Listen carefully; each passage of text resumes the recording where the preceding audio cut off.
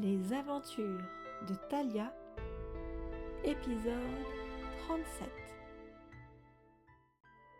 Dès le premier jour d'apprentissage du combat, Thalia comprend que ce ne sera pas facile. Elle a toujours été vive, aime courir, bouger, mais n'a jamais vraiment entraîné son corps.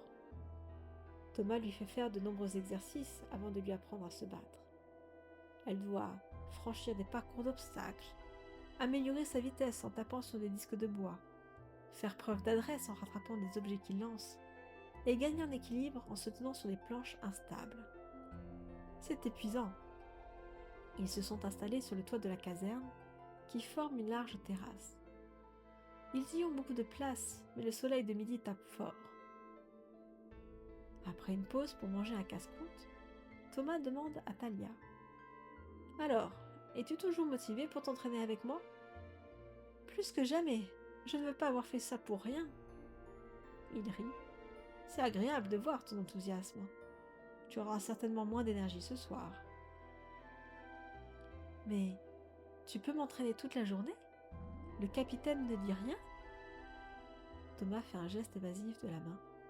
« Nous n'avons rien de spécial à faire avant que le roi ne nous envoie dans telle ou telle mission. Et grâce à toi, nous avons débarrassé cette ville de sa sorcière. Allez, en garde !» Thomas commence à apprendre à Thalia la bonne position de main pour donner un coup de poing. Puis, souhaite lui montrer les coups de pied. « Je pensais que tu allais m'apprendre à me battre avec une arme, » se plaint Thalia. « C'est ton corps que tu dois apprendre à utiliser comme une arme. Ton couteau n'en est que le prolongement. Car, si tu ne comptes que sur ta lame et que tu la perds, tu seras totalement démuni. » Heureusement, la robe de Thalia est assez fluide pour apprendre quelques coups de pied. Elle décide tout de même d'acheter une tunique et un pantalon après sa séance. Dans le royaume, les femmes en portent rarement, mais ça arrive. En fin d'après-midi, Thomas la libère enfin. Thalia est épuisée mais ravie. « Un grand merci, à demain !» crie-t-elle en dévalant l'escalier pour acheter une nouvelle tenue avant que les marchands ne ferment leur boutique.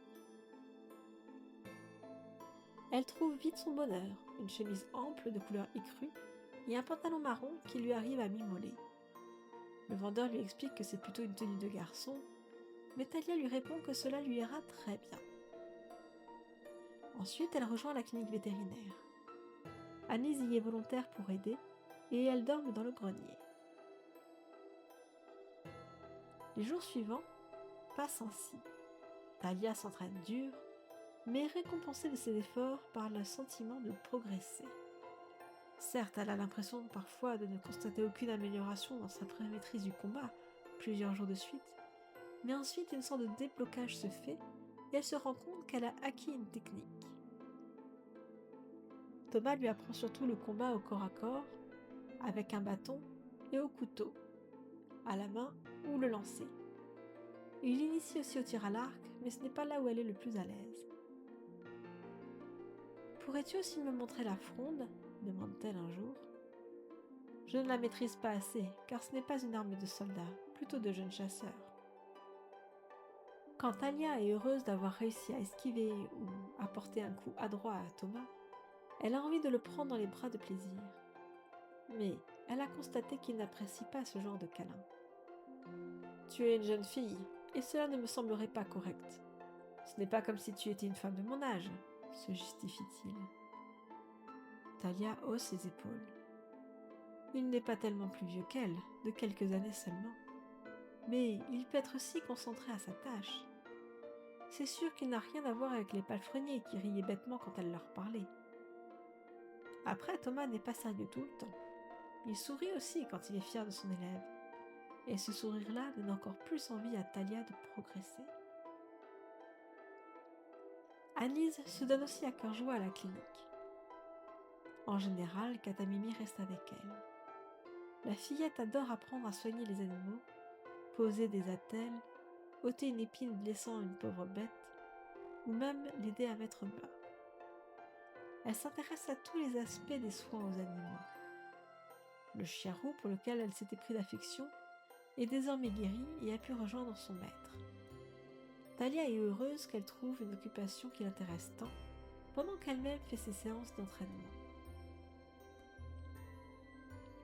Un après-midi, le capitaine et d'autres gardes montent sur le toit de la caserne pour observer ce qu'ils font. « Tu es une élève très persévérante », la félicite le capitaine.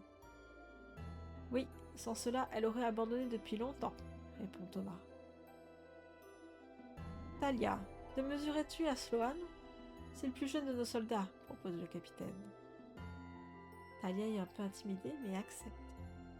Malheureusement, ce n'est pas un combat équitable, car Sloan n'ose pas lui porter des coups, certainement car elle est une fille, et il la laisse gagner. Talia sort de ce combat frustrée. Thomas s'avance vers elle. « Viens, affrontons-nous, certes avec ces couteaux en bois d'entraînement, mais moi, je ne te ferai pas de quartier. » Talia accepte avec plaisir. Son entraînement l'a poussée à vraiment vouloir y arriver, pas faire de la comédie. Elle a très envie de se mesurer à des adversaires plus forts pour progresser. Le niveau de Thomas est cependant bien trop haut pour elle. Mais la jeune fille se défend bien. Elle arrive à esquiver certaines attaques de Thomas et elle-même le manque de peu. Elle finit par trébucher et se retrouve menacée par le couteau en bois de son instructeur. Puis, il l'aide à se relever et tout sourire, il se donne une accolade sous les applaudissements du capitaine et autres soldats venus observer l'entraînement. Aucun d'entre eux ne s'en est rendu compte, mais une personne a suivi des yeux tout l'entraînement. Elle est enfermée derrière des barreaux et la fenêtre de sa cellule lui permet de voir le toit de la caserne. Cela fait des jours que Pétulia rumine sa colère et sa jalousie en voyant Talia, heureuse, fraîche, jeune, s'entraîner avec le garde-roue. N'accordant aucune attention au gnome qui est dans la cellule voisine, la sorcière sent la haine bouillir en elle. C'est tellement injuste que cette gamine soit au centre de toutes les attentions, pendant que moi je pourris ici. Elle se croit jolie, certainement. Elle connaîtra ma vengeance, jure Pétulia en crachant par terre. La suite au prochain épisode.